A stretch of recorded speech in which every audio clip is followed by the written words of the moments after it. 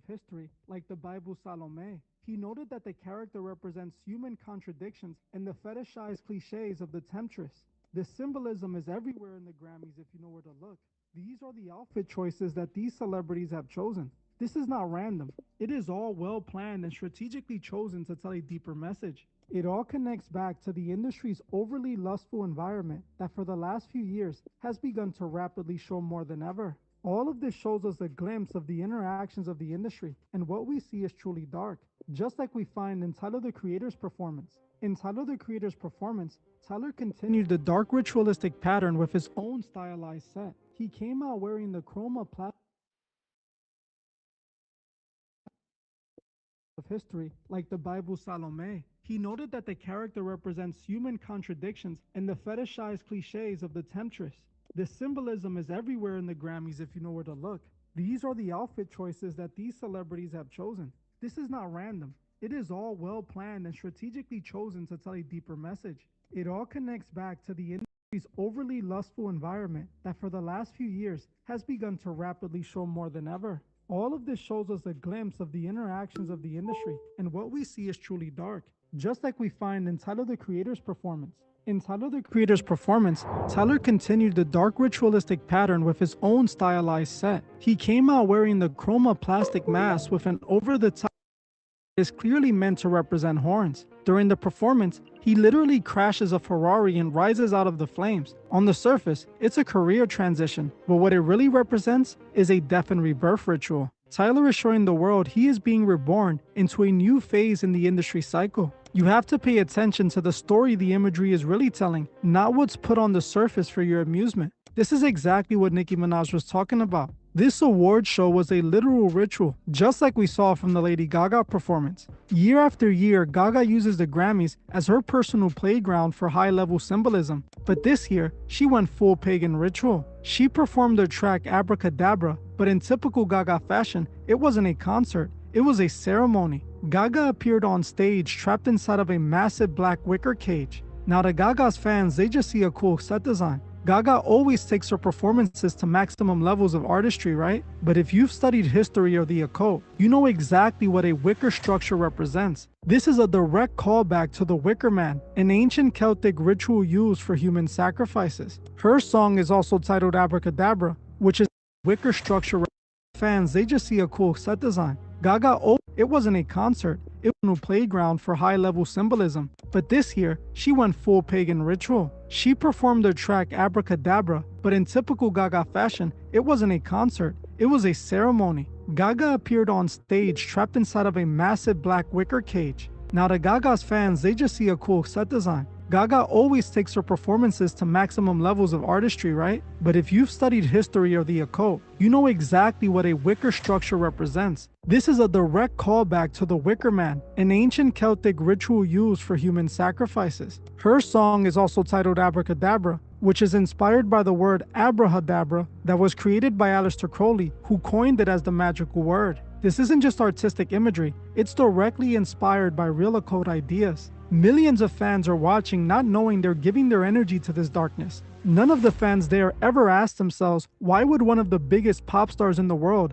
choose to perform inside of a symbol of sacrifice? As the performance went on, she wasn't just singing, she was presiding over the stage like a high priestess. She was draped in red and black feathers, the colors of the great work in alchemy, representing the final stages of a transformation. When these artists get to a certain level of fame, they are required to pay homage to the system that put them there. For Gaga, the 2026 Grammys were clearly about signaling a new phase, a rebirth. And she emerged looking into the camera with a cold, almost hypnotic stare. It felt like she was telling the audience, the great work was completed. This wasn't art for art's sake. This was a public display of the industry's hidden side, being revealed in front of millions of people who were too distracted by the music to see the ritual right in front of their eyes. Finally, we have to look at the success story of the night, Kendrick Lamar. Now, whether you're a fan or not, it isn't the point here. What we need to look at is the suspicious timing of his massive sweep. On a night where the energy felt dark, where artists were being humiliated in their boxers or performing in cages, Kendrick was the only one allowed to maintain a prestige image. He walked away with 5 Grammys, officially surpassing Jay-Z's record. But you have to ask yourself, why now? We all know that the industry doesn't just give away awards like that for no reason. For decades, Jay-Z was the undisputed hip-hop gatekeeper. He was the one the Grammys used to validate the genre. But with the massive legal clouds currently hanging over the industry elite, from the Diddy files to the recent FBI tip line reports, the industry is in desperate need for a new clean face. They need a new golden child to take the baton and keep the machine running. Kendrick's dominance in 2026 feels less like a celebration of music and more like a strategic handoff. He is being positioned as a successor to the Jay-Z throne. By awarding him everything, the Grammys are essentially making him the new voice of authority. When the Academy gives one man that much power, they're making him the protected one, the new gatekeeper. He becomes the shield they use to say, see, we aren't just about rituals and shock value, we still award real lyricism. But that's the trap. Kendrick's presence gives the show a pass. It makes the public ignore the red demon eyes and the wicker cages because they're too busy celebrating history being made. He isn't being rewarded 5 Grammys for being a rebel. He's being rewarded for being the most effective tool they have to maintain order in a genre that is currently in total chaos behind the scenes. The Grammys is as industry as the industry can get. They are a part of the same system that validated men like Diddy and Jay-Z. If Kendrick was this resistance leader he paints himself as, why is the industry's most prestigious event awarding him with 5 Grammys in one night? While I still feel Nicki is the wrong messenger, and I explained why in this video, we have to acknowledge that even if she's a part of it, Nicki Minaj told us to watch for the ritual during the Grammy. She told us the truth would be revealed. While most people see a rapper winning awards, I see the installation of a new gatekeeper, the older leader being phased out, and the new industry chosen one has officially arrived. When you step back and look at the 2026 Grammys as a whole, the picture becomes undeniable. This wasn't just a series of unfortunate or weird performances. It was a coordinated display. We saw the humiliation of a veteran like Justin Bieber, stripped down in front of the world to remind us who really owns him. We saw the blatant demonic imagery of CeeLo Green and the next generation being initiated into it. We saw Lady Gaga presiding over an ancient Wicca ritual while Chappell Roan played the role of the biblical temptress. And then we saw the crowning of a new industry gatekeeper in Kendrick Lamar, a move designed to keep the culture under control while the older leader phased out. Nicki Minaj told us to watch. She told us that God would reveal the ritual for what it truly is. And on February 1st, that's exactly what happened. They are now placing their symbols, their rituals, and their power moves in plain sight because they believe you're too distracted to notice. The Grammys aren't getting worse just because they're losing talent. They're getting worse because the mass is completely gone. They're no longer pretending that this is about music. It's about the message, it's about the ritual, and it's about making sure you stay asleep while they prop up their idols. But I want to know what you think. Was there a specific moment in this year's show that made you realize something was off? And did I miss something that I didn't cover in this video? If you want to see a part 2, comment part 2 below. Make sure to drop your thoughts in the comments. I'll be down there responding to all the ones I can. If you like unfiltered truth, don't forget to like this video and subscribe to the channel for more just like this. Well, that's it for this video. I want to thank you all for watching, and I'll see you guys in the next one.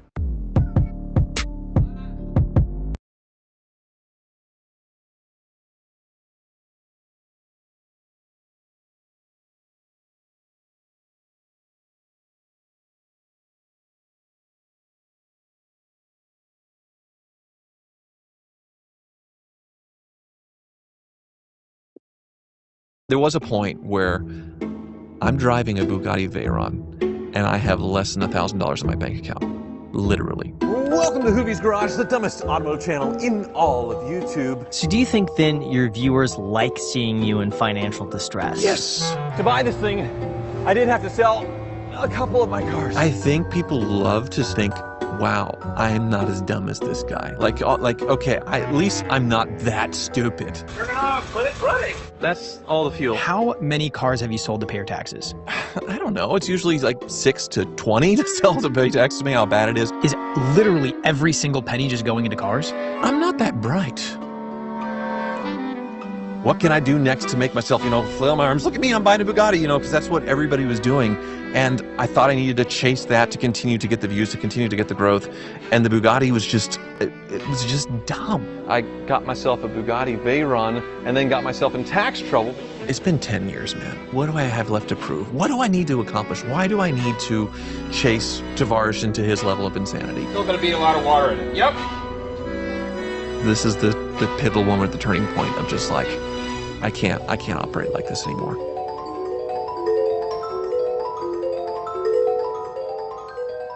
Hoovie's Garage, the dumbest automotive channel on YouTube. Thank you so much for coming on the podcast. Thank you. I am so surprised to be back. Well, we've been told you sell supercars to pay your taxes. Yes, I saw all of Doug Miro's episode and a bit of Tavarish's. So yes, I see why you wanted me to come so quickly to speak. But let's talk about you guys for a second, because it's been 3 years since I've been here. Yeah. Unbelievable growth. Mr. Beast, Mr. Wonderful, the guy that spanked Marty Supreme, Timothy Chalamet, the guy that spanked Chalamet, you guys have it on the podcast. Even like Mr. Looks Maxing, I watched all that. Like, I want to do the chin thing now, get all, so. You actually have a good chin. No, you have the chin, man. Come on. No, you have the chin. Well, we can compare chins later, but it's all so riveting. I feel like you all are young enough to like know what younger people want to know. Also, you have so much life experience, and you just know things that the questions to ask. So it's like the perfect mix of like not some old blowhard, but also someone that's wise. And I usually don't miss. So thank you guys so much for your content. We got to know, how many cars have you sold to pay your taxes? It's every year, man. I don't know. It's usually like a 6 to 20 to sell to pay taxes. To me, how bad it is. Last year was definitely the worst. By a lot. It was because of a big mistake that I made over a Bugatti Veyron. And how big was that mistake? So I structured it as a lease. It was a $14,570 car payment. And in order to make the deal happen, I traded in my Lamborghini Countach. I had that car for 4 years. And I bought that along with the Diablo. It was the best car deal I ever made. I paid $250,000 for both cars. Diablo VT Roadster and Countach is about what this guy paid for it about 10 years ago. And he just wanted to get rid of it quickly. Coincidentally, I think to pay taxes. So I wrote that check. I sold the VT Roadster for $300 after spending some money fixing it. And I had a free Countach. So when I sold it, it was a zero. I sold it for $500,000 or whatever. And with the lease, I couldn't just roll it in. The down payment has to go year to year to year to year. So I had to pay the full gain on the Countach and then only write off 1 year of it because I structured the Veyron as a lease. And then my accountant said, "Oh, hey, you owe $500,000 in taxes this year," along with other things. So that was 2020, March 15th, 2025 when he said that, and So what's interesting? I believe for long-term capital gains, I believe cars count as collectibles, right? And there's a slight tax variation that you pay a little bit more being a car when you make money on it. That's because I had it over for years, so it was like long-term capital gains, I think. So I was okay there, but it was just that I had zero money because I traded it all in and then had to pay the gains on it. Even though now it's nice because I sold the Countach, or sold the Veyron, and then got the 300 SL going, but I did a collateral swap, so it's the same lease. So now I get that $100,000 every year now for the next 4 years. How much did you buy the Bugatti for? The Bugatti was like a 135, something like that, $1,350,000. Because I thought I needed to be like, keep it up with the Joneses, because everybody's on YouTube, like next leveling. What can I do next to make myself, flail my arms? Look at me, I'm buying a Bugatti, because that's what everybody was doing. And I thought I needed to chase that to continue to get the views, to continue to get the growth. And the Bugatti was just, it was just dumb. It alienated my audience so much. Really? That was used to me buying hoopties, used to me buying junk, and aspiring to make them nice again. Something that was cool 20 years ago that is now down on its luck, and I try and bring it back, and sometimes succeed, sometimes fail. The Bugatti Veyron it was never not cool. It was never down on its luck. So you bought, so the Bugatti was like a reliable car for you? Well, no, but it's not something that's like someone per se, okay, you can buy a Lotus Esprit V8 for $30,000-$40,000, but should you? But it's like, yeah, you can buy a Bugatti for $1,350,000. Here's what it's like to own. That's not how I built my brand, my audience, and all that stuff. And I kept going up and up as I became more successful in YouTube, buying these more higher stakes cars, and it was the same return. If I buy a $5,000 car, if I buy $1 million car, they both had the same potential and views. And it made no sense from a financial standpoint, other than just me wanting to flex, and I didn't need to flex anymore. So you spent $1.35 million on this Bugatti, right? Yes, well, it was trading in the Countach, so there's it's a little bit of horse trading Yeah. negotiating there, so it's a little complicated. In And my head, it felt like that's what I paid for it. what'd you get out of it? So I traded more or less straight across. I got a 599 in there just to help with the down payment, but about $1.5 million because that's the gold wing is what I paid for it. So So you 'cause I did traded well. again. So you did well, Yeah, I did fine. I did fine, and but you made money on the content as well. I did make money on the content. It's, a lot of the videos got over 1 million views, but it definitely worked. But the problem with it was I'd had it for 10 months, and the guy that was buying it from me, very generous. He traded a lot of Bugattis, and he wanted to inspect it naturally before he purchased it. So it got shipped up to Connecticut. They inspected the car. It was leaking oil. It was leaking coolant. It was leaking transmission fluid. And they want another 8 hours of diagnosis about $3,000 to look at the transmission. Probably need to be resealed. Probably staring down the barrel of a $200,000 repair bill on the car. And he still took it mercifully. At the same price, did he try to negotiate the price with you? He knew that I was in bad shape. And either because I was trying to sell the car outright, and I actually called back the dealer that had sold me the car and said, "Hey, I need out of this. Like, I'll take a little hit, and like just what do you want?" He just ghosted me. He didn't want the car. Totally, just didn't even reply to my text. Not even nice enough to say like, "Hey, probably not. I have too much inventory or some other excuse or whatever." Just ghosted me. So Ed Bolian was nice enough to actually set up this deal because he knew that my ultimate dream car was the 300 cell Gullwing. And he also knew that his friend Matt Ivanhoe, the Cultivate Collector, had just gotten one out of the state that didn't run. So it worked out. And the guy loves Veyrons. So I think he has 3 or 4 Wow. Veyrons in inventory right now. So how much does it cost to inspect a Bugatti? $5,000 for a good one. How long does it take? About 8-10 hours, something like that. Yeah. Okay, well, that's like what? Nearly $1,000. That's like $500 an hour. Mm-hmm. Is it like a specialist? It's not just any mechanic. It is at the Bugatti dealership, and they do have to peel off a lot of stuff to see. So back wheels have to come off to get all the underbody panels and everything off to really look at the car. And honestly, I didn't know that it was leaking because all those underbody panels just catch all of it. So then when they take it off and take it down, I never saw a drop on my garage floor. It was always running great. And then they take it down, take a picture of that drip pan, and it's like a collage, like an abstract art painting of fluids. And yeah, not good. What I don't understand is how you didn't end up having the cash to pay your taxes. Because at the same point, you must be making some pretty good money on YouTube. And is literally every single penny just going into cars? I'm not that bright. This is a problem. So I had a really bad year before that because I got carried away with a home renovation. I bought this old farmhouse in Kansas, and I wanted a few acres to be able to put up a steel building, and it's zoned agricultural. And I wanted to be like, I saw Stradman in his videos in his house and how far overblown. You guys talked about it in depth with his podcast. I was like, I'm not going to do that. I'm going to be the smart guy and buy the house already. And then it's going to be zoned properly where I can put up a cheap agricultural kind of metal building and just finish it out inside and not spend a whole lot.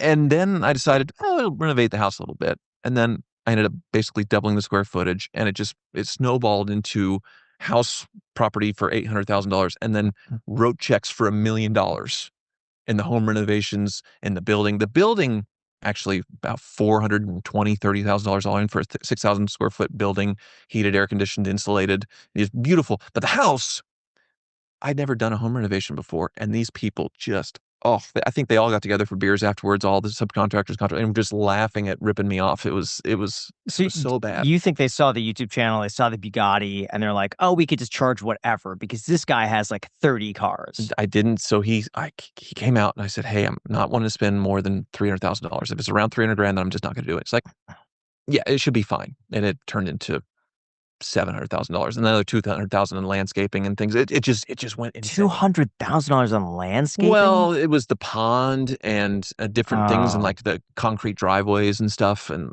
yeah, it snowballed, man.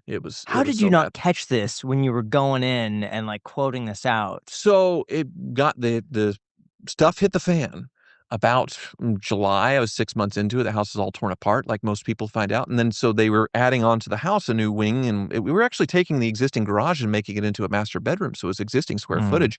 We just needed a little living room sort of to connect it to where it made sense for the layout. And so that was the new addition. And they were redoing a lot of the roof to make all the pitches and things work. And it wasn't that much, maybe covering 3,000 square feet of roof, but it's a little different because the house is sort of old and it's metal on the sides and vinyl on top. And I got $100,000 bill for that.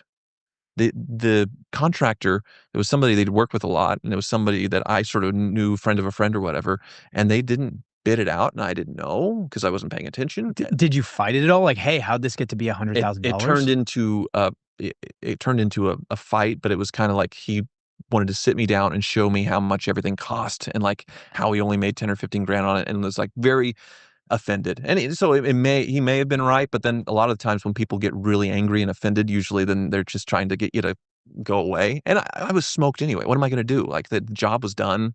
I didn't get it quoted out beforehand. I thought that was the job of my contractor to do and like let me know. And he just So said, you "Hey, show up had a and this." general contractor, not a subcontractor. General Yeah. contractor is supposed to talk with the subs and get bids to make sure stuff Hmm. gets done within the budget. And I wasn't paying attention, and I didn't know, I hadn't done this before. So he just called the roof guy that he knows and said, "Hey, we need to fix this roof here." And he did it and sent the Didn't you bill. tell your general contractor the budget though?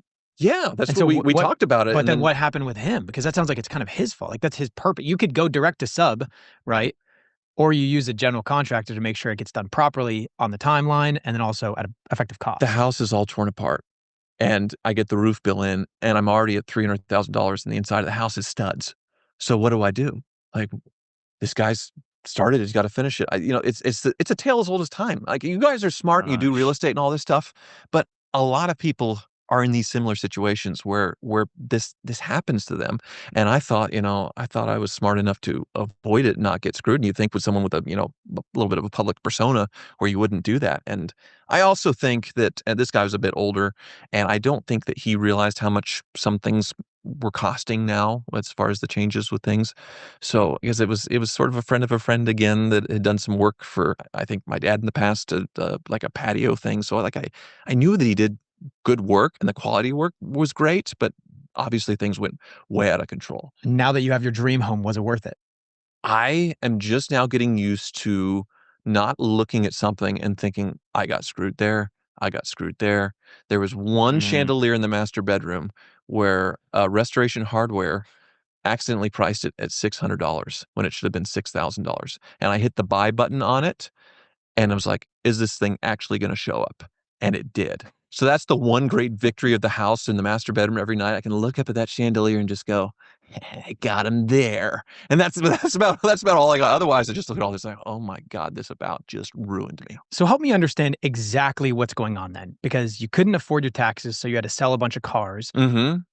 but you're still buying cars, which you could argue are I assets. have to, So you have to? because that's the content. That's Hoovie's Garage. If I run out of things to talk about my existing cars, I buy another car. Yeah, but Otherwise, you I have run. like 30 cars. Yeah, You don't. but you run out of things to do. And once again, YouTube has changed so much to where you can't just do a little bit, like a check engine light comes on and you say, "Oh, that has a oxygen sensor code. Let's go get a pizza." Like there has to be a lot happening in a video to compete with the level of content, the quality that's been raised in the last 5 years of YouTube, where it has to be a pretty significant event when you post. And I'm sort of a twice a week, a Mhm. weekly video type of thing. So now for me to keep up, there has to be a lot. It can't just be the buy and everything's wrong and then, fixing things and checking in on it. Like it all sort of has to be roped into where it's 30 minutes of really compelling content now for it to compete with this new generation So, of stuff. so do you think then your viewers like seeing you in financial distress? Yes. Yes. Bad is good and good is good. That's the wonderful thing about me is if I get a good car and it all works out fine, the video's not too exciting. I get really excited about the car. This is amazing. What a deal. All that stuff. Great. But then that's one video where I get something really terrible, like most recently, this Lotus Esprit V8, where the seller didn't mention anything when it was on Bring a Trailer and then sold later at auction where the transmission's crunching and all these issues. I know, like, okay, this car sucks and people are going to love that this car sucks, and me having to go through and suffer through making this thing work again. I know that it's going to be compelling content. So really, I win either way. But how much of that is purely watching you in misery when something happens and the audience is just like enamored by that? I think people love to think, "Wow, I am not as dumb as this guy." Like, okay, at least I'm not that stupid. And I just like playing into that. Like, why would he do it again? Why would he buy this sight unseen at an auction, do it again? Like, again, really, this turd? And then they like, okay, my problems aren't so bad. I think that there's a bit of that. What's the most that you've lost on a car? Well, Doug was nice to end the video of my most recent one when he was on interviewing where I let a car go for apparently $40,000 short. So for recapping those who didn't see it, so Doug told a story about he really wanted this custom Cadillac Eldorado that GM built, and I had bought it from an auction for I think $12,000 or $13,000 and made all the custom stuff working in the door poppers. It was like shaved and channeled, really cool, like an old school custom hot rod, but modern Cadillac, an Eldorado from about 98, 99 or whatever.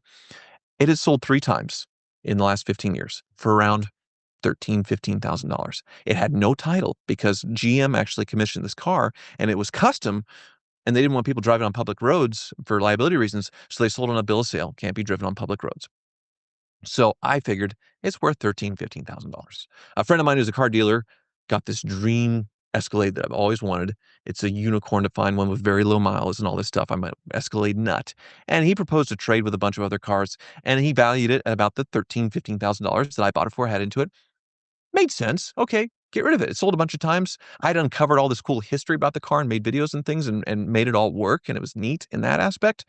And then he put it on Bring a Trailer and sold it for $50,000. Immediately after the trade? Immediately after the trade, did nothing to it, took pictures, put on Bring a Trailer, 2 total nut jobs, bid it up to 50 grand. Wow. And Doug was so mad at me because I'd mentioned maybe selling it on Cars and Bids, and he really wanted to do a video on it. But the car's on a bill of sale, and I never thought I'd bring that much money. And this guy thought it was cool and really wanted it. And I didn't have the money. Like, I didn't want to buy another car. So trading made sense because, like, okay, get rid of 2 to get 1. Like, okay, this makes sense. And turned out I had left $40,000 on the table. But you never know because it was just like from like 15 grand to 50, it was 2 complete whack jobs bidding this thing up. Was that just random chance? Random chance, yes. But you can't help but just kick yourself. Just 2 guys just wanted the car equally as bad. That's the fun part about these auctions. And like, I've worked for Barrett Jackson Collector Car Auction for 6 years now, and you just don't know, with 2 people in a room that have had a bit to drink with unlimited money, and you just see things that you never would think are possible. And this has happened to be on an online auction where this happened. So, but obviously, I kick myself because of that. So do you think that's the market value of the car? No. Or was that a fluke that just 2 guys just had an ego and it's like, well, I'm going to outbid this schmuck boomer over there? Yeah, this boomer, he'll die or he'll want to sell it, get bored in a couple of years, and he'll sell for 15 grand again. Like, it's just, it makes no sense. Although really quick, now that it's the new year, a lot of people finally feel ready to start their own business. Very few people explain exactly what that means and how to do it correctly. And that's exactly what everything was getting confusing paperwork, or including your first year throughout the entire year. This is why you have support way long after the initial filing. So don't wait. Make 2020by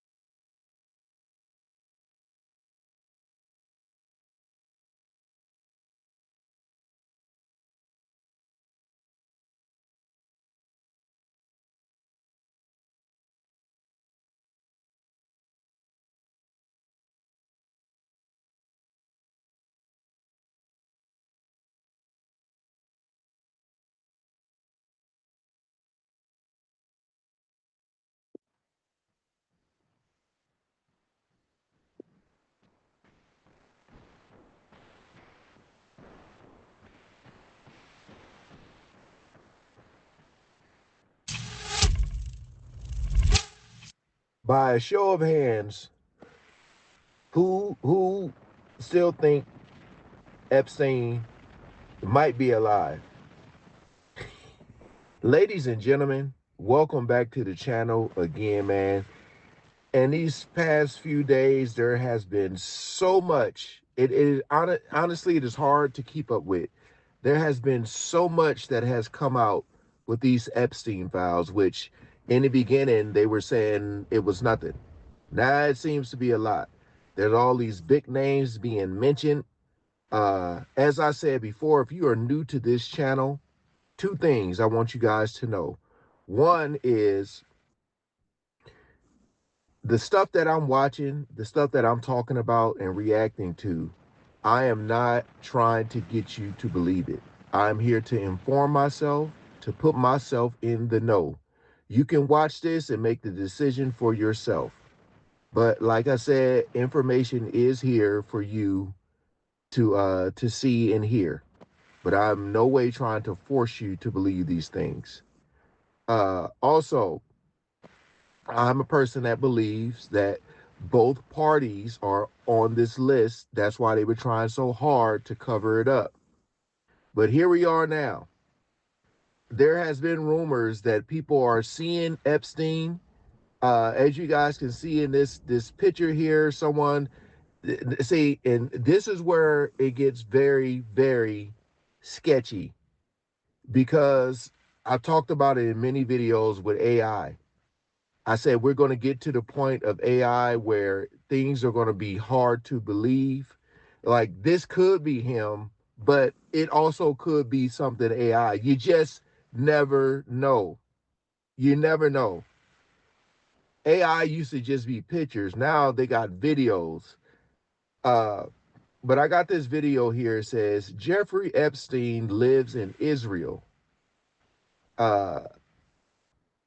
It says 4chain post drone claims a new pics conspiracy explodes again. That's the title of this video.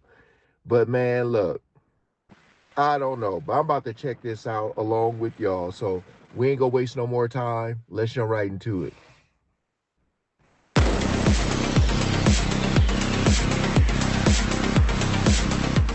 Like, from that, just from that photo, you'll go, oh, okay. You know, if he grew out his beard, grew out his hair, this does kind of look like him. But viral AI images, alleged drone footage, and resurfaced 4chan posts have reignited conspiracy theories, claiming Jeffrey.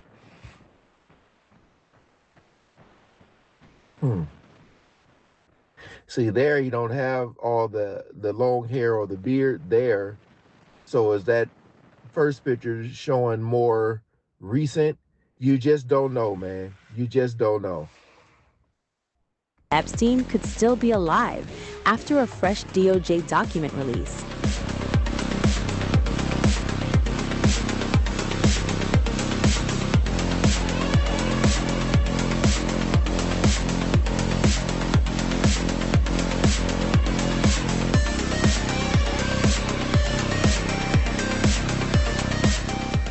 Fresh waves of conspiracy chatter are exploding online after the Justice Department released the final tranche of documents tied to Jeffrey Epstein.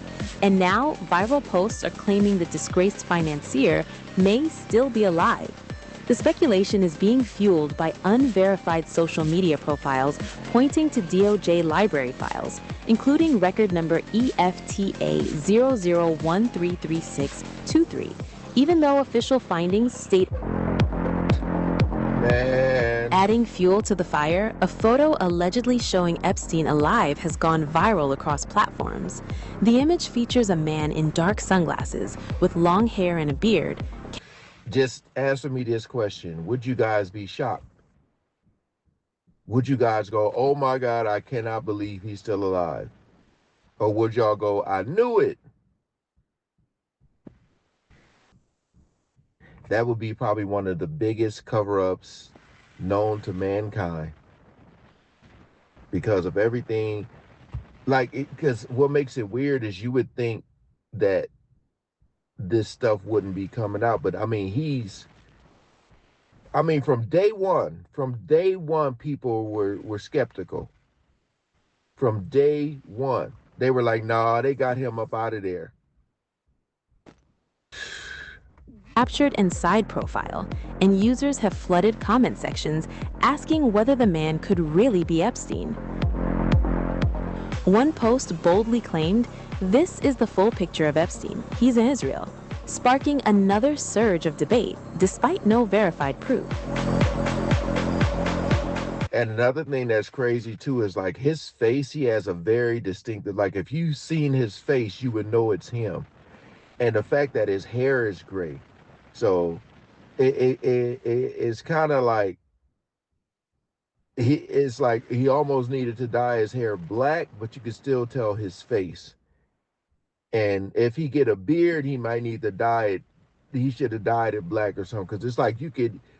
It's hard to not notice him, you know. And then when he gets to talking and stuff, and since his face been plastered all over the news, I'm pretty sure wherever he is, people be like, "Yep." Now that, again, this is alleged, but sheesh. The viral image is just one of several circulating theories, with some online users even comparing the nose and ears from Epstein's autopsy photos to older pictures in an attempt to argue the body was not his. The renewed speculation comes as millions of pages of Justice Department material surface publicly, including subpoena records connected to a mysterious 4chan post that appeared shortly before news of Epstein's death broke. That post alleged unusual activity inside the prison, and for years has been shared online as supposed evidence that Epstein was secretly removed alive. Now, some social media accounts claim the newly released records point to Roberto Grijalva, a lieutenant at the prison at the time, as being linked to the post, though those claims remain unverified. Another viral angle pushing the conspiracy wave involves alleged private drone footage said to show Epstein on his private island after 2019. No credible confirmation of such footage has been provided, but the claims continue spreading rapidly across online forums and video platforms. Fact checks are also beginning to push back against the viral narrative. Analysts examining the circulating image say that while the man may resemble Epstein if he had grown out his hair and beard, the photo itself does not appear authentic. One user on X claimed the image was AI generated using Gemini software and shared a version with an alleged watermark visible in the corner, writing, "This picture going around is fake and AI created, and trying to pull off Epstein is walking around alive and well in Tel Aviv using AI makes every single one of you look moronic." That's where we're at with AI. You know, it was really sad too, is like the older folks, because I be seeing like on Facebook, people will like repost stuff and they'll say like, "Oh my God, this is so sad. Why did they do this?" And then people in the comment section is like, "Grandma," or whatever, "That's AI. You need to take that down." Like people be reposting videos as if they're real. But you know, all I'm gonna say is this: whether this is AI or not, excuse me, I was going to say bless you. Whether that's AI or not, as I said before in the beginning, I feel like most people feel that something is sketchy. You know, it seems like this video is just repeating itself. So I just want to go straight to the comments now. If anyone was going to fake his own death, it would be him. And they had plenty of wealthy friends in powerful positions to help him. That's big facts. Big facts. Someone said, "I bet money he's still alive." Someone said, "Possible. We've never seen coroner's report, and he is way too